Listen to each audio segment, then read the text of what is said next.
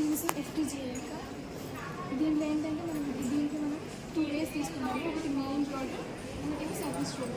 దీంట్లో main road అనేది density అంటే ట్రాఫిక్ ఎక్కువ ఉంటుంది, ఎక్కువ వెహికల్స్ అవుతుంది. సర్వీస్ రోడ్లో అంటే రేలో కదా, దానికి ఇప్పుడు మనం కోడ్ రాసామనుకుంటుంది.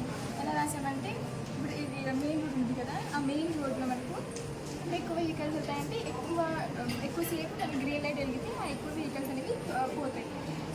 తర్వాత మళ్ళీ సర్వీస్ రోడ్లు అనేది తక్కువ పెట్టాము. అలాగా దీని కోడ్ని మనం కోడ్ వివరణ సాఫ్ట్వేర్లో రాసాము. గాగో జైలింగ్ అని సాఫ్ట్వేర్లో రాసాము. దాన్ని ఈ కోడ్ USB కేబుల్ యూజ్ చేసి ఆ కోడ్ని ఈ బోర్డులో డంప్ చేసి ఈ ట్రాఫిక్ లైట్స్ ఆన్ అయ్యేలా చేస్తాం.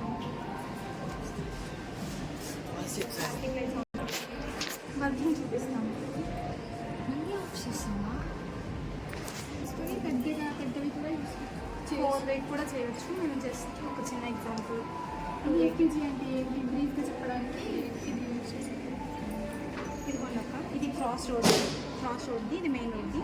ఇందులో గ్రీన్ ఎక్కువసేపు వస్తుంది అనమాట, ఇందులో రెడ్ ఉంటుంది. ఆ తర్వాత ఒక 15 seconds వరకు మేము కోడ్ రాసాము. ఆ తర్వాత మెయిన్ రోడ్లో ఎల్లో అంటే వాళ్ళని స్లో అవ్వమని చెప్పడానికి ఎల్లో ఆన్ అయింది.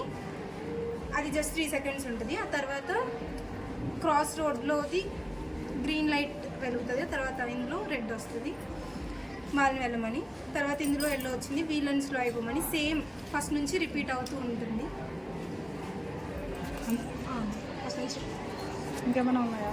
FPGA అంటే బోర్డ్ గురించి చెప్పమంటే ఉన్నాయి. ఇది FPGA బోర్డు. దీంట్లో ఇవి ఇన్పుట్ పోర్ట్స్, ఇవన్నీ అవుట్పుట్ LEDs. దాంతోపాటు ఇది అవుట్పుట్ అక్క 7 segment డిస్ప్లే ఉంది. ఇప్పుడు మనం కౌంటర్ డిజైన్ చేస్తే ఇక్కడ డిస్ప్లే అయ్యింది, కనెక్ట్ చేస్తే ఇక్కడ ఆ వాల్యూస్ డిస్ప్లే అవుతాయి. ఇవన్నీ ఇన్పుట్ అవుట్పుట్స్ కనెక్ట్ చేసుకోవడానికి పిన్స్ అక్క. ఇది ఈ 3 PMOT పిన్స్ అంటారు. ఇవేమో అనలాగ్ పిన్స్. దాని తర్వాత ఇది పవర్, ఇది ఆన్ అవ్వడానికి. ఇదేమో రీసెట్ బటన్. ఇది ఆన్ చేస్తే ఈ బోర్డు మొత్తం రీసెట్ అయిపోయింది. దాని తర్వాత మనం ఈ బోర్డుకి కోడ్ డంప్ చేయాలి కదా అక్క, అది చేయడానికి ఇది అక్క.